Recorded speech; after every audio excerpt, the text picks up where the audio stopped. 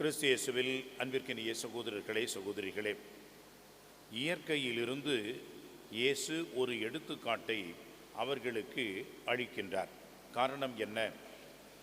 இதே யூதர்கள்தான், தலைமை குருக்கள்தான் அவரை நக்கலாக, கிண்டலாக இறையாட்சியை பற்றிய ஒரு கேள்வியையும் சந்தேகத்தையும் எழுப்பினார்கள். இந்த இறையாட்சி எப்பொழுது வரும்? இதையெல்லாம் எப்பொழுது நடக்கும்? அதற்கு ஒரு அடையாளம் எங்களுக்கு காட்ட முடியுமா என்று சொல்லி ஆண்டவர் இயேசுவை அவர்கள் கேட்டார்கள். ஆண்டவர் இயேசு யோனாவின் அடையாளத்தை தவிர வேறு எந்த ஒரு அடையாளத்தையும் நான் உங்களுக்கு கொடுக்க முடியாது என்று மனமாற்றத்தை மையமாக வைத்து சொன்னார். பிறகு இந்த தலைமுறையினர், கேடுகெட்ட தலைமுறையினர், இவர்கள் அடையாளம் கேட்கின்றார்கள் என்று கடுமையாக வேறொரு இடத்திலே அவர் சாடுகிறார். அதற்கான ஒரு அடையாளத்தை இப்பொழுது நற்செய்தியிலே ஆண்டவர் இயேசு இயற்கையிலிருந்து அவர்களுக்கு எடுத்து காட்டுகின்றார். அத்திமரம். அத்திமரம் என்பது நம்பிக்கையின் ஒரு அடையாளமாக அவர்களுக்கு இருந்தது. அத்திமரம் என்பது மீட்பின் ஒரு அடையாளமாக இருந்தது. அத்திமரம் என்பது அவர்களுடைய கண்களுக்கும் அவர்களுடைய வாழ்க்கைக்கும் மிக சுலபமாக எல்லா இடங்களிலும் இருந்த ஒன்றாக இருந்தது. அந்த அத்திமரத்தை இப்பொழுது ஒரு உதாரணமாக நமக்கு எடுத்து சொல்கின்றார். அன்புக்குரியவர்களே, அந்த அத்திமரம் எவ்வாறு கால சூழ்நிலைக்கு ஏற்ற வகையிலே, காலநிலைகளுக்கு, மாற்றங்களுக்கு ஏற்ற வகையிலே அந்த மரம் எப்படி துளிர்க்கிறது, இலை உதிர்கிறது அல்லது இருக்கிறது என்பதை நமக்கு சொல்கின்றார். அன்புக்குரியவர்களே, நம்முடைய நாட்டிலே, அதுவும் குறிப்பாக நம்முடைய இந்த தென் தமிழகத்திலே இந்த கால மாற்றங்கள் என்பது இருக்கிறது. ஆனால் அவ்வளவு சரியாக, குறிப்பாக அதை நாம் கணக்கிடுவதும் இல்லை.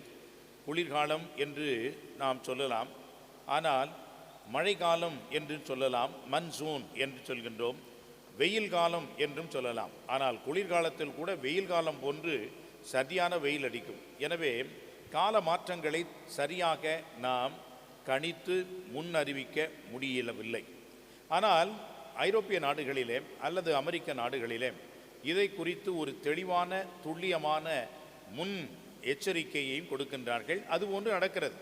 சமீபத்திலே பாரிஸ் நகரத்திலே ஒரு பனிப்பொழிவு ஏற்பட்டது. சரியாக சொன்னார்கள் 11 மணிக்கு பனிப்பொழிவு நடைபெறும் என்று. சரியாக அன்றைக்கு 2 நாள் கழித்து 11 மணிக்கு பனிப்பொழிவு இருந்தது. அந்த அளவுக்கு துல்லியமாக, அறிவியல் பூர்வமாக அவர்கள் காலநிலைகளை கணித்து சொல்கின்ற ஒரு நல்ல அறிவியல் முன்னேற்றம் இருக்கிறது. நம்முடைய நாட்டிலே அறிவியல் முன்னேற்றம் ஒரு பக்கம் இருந்தாலும், விடுமுறை என்று சொல்லிவிட்டால் பெய்கின்ற மழையை கூட உடனடியாக நிறுத்திவிடுகிறது இந்த இயற்கை. காரணம், நம்மால் சரியாக, தெளிவாக அதை சொல்ல முடியவில்லை. குற்றமாட்டிங்க ஏதாவது ஒன்று லீவ் விட்டுறது, அல்லது நாம் பல்வேறு வேலைகளை நாம் எடுத்துக்கொள்வது. அதனால் நாம் தெளிவாக அதை நாம் கணிப்பதும் இல்லை, அதை கண்டுபிடிப்பதும் இல்லை. ஆனால் அவர்கள் அப்படி அல்ல. ஒரு தேதியை குறித்து, இன்றிலிருந்து இங்கே வின்டர் ஆரம்பிக்கிறது, ஸ்ப்ரிங் ஆரம்பிக்கிறது, சம்மர் தொடங்குகிறது என்றெல்லாம் அவர்கள் சொல்லுவார்கள்.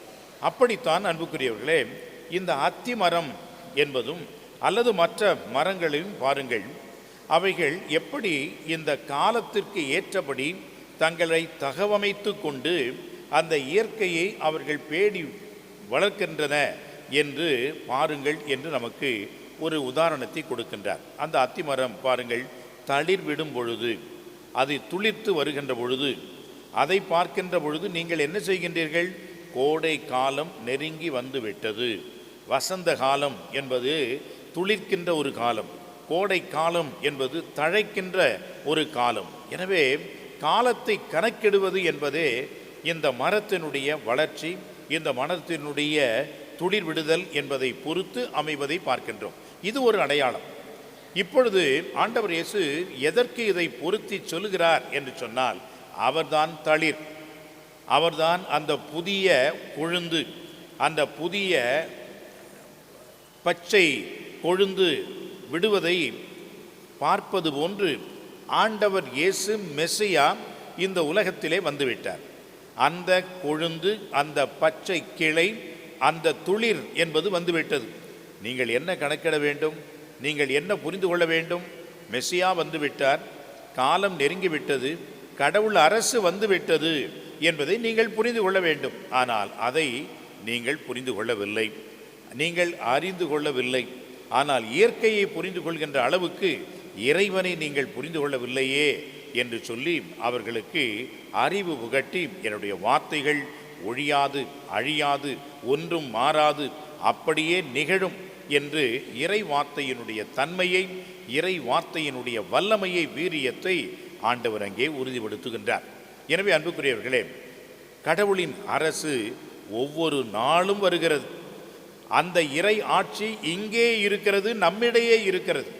எதையும் தேடி ஓடவில்லை, எப்பொழுது வரும் என்று தேட வேண்டிய அவசியமும் இல்லை. அந்த இறை ஆட்சி இப்பொழுதே இங்கே இருக்கிறது. அதை நீங்கள் கண்டுபிடிக்க வேண்டும், அதை நீங்கள் அடையாளமாக ஏற்றுக்கொள்ள வேண்டும் என்று சொல்லி அவர்களுக்கு பாடம் புகட்டுகின்றார். அன்புக்குரியவர்களே, இறைவன் எங்கே இருக்கின்றார்? கடவுள் எங்கே இருக்கின்றார்?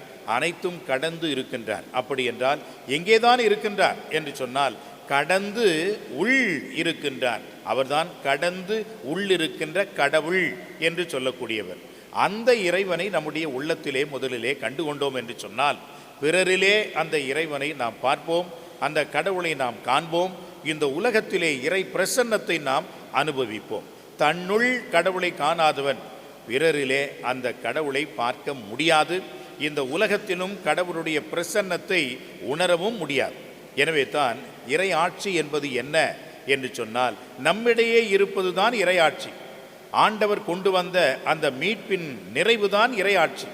அவர் கொண்டு வந்த இந்த மதிப்பீடுகளின்படி வாழ்கின்றது தான் இறையாட்சி.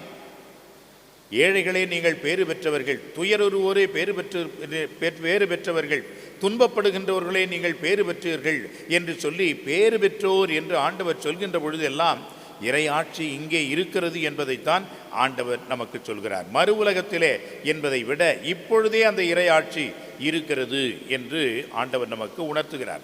இதைத்தான் அடையாளமாக அத்திமரம் நமக்கு இருக்கிறது என்பதை காட்டுகின்றார். எனவே அன்புக்குரியவர்களே, இறை ஆட்சியை, கடவுள் ஆட்சியை, இறை பிரசன்னத்தை எங்கும் தேட வேண்டாம், நம் உள்ளத்தில் தேடுவோம். ஆண்டவரை கண்டுபிடிப்போம். பிறரிலேயும் இந்த இறைவனை கண்டு சகோதரத்துடன் உறவுடன் வாழ இறையருள் வேண்டி மன்றாடுவோம். ஆமென்.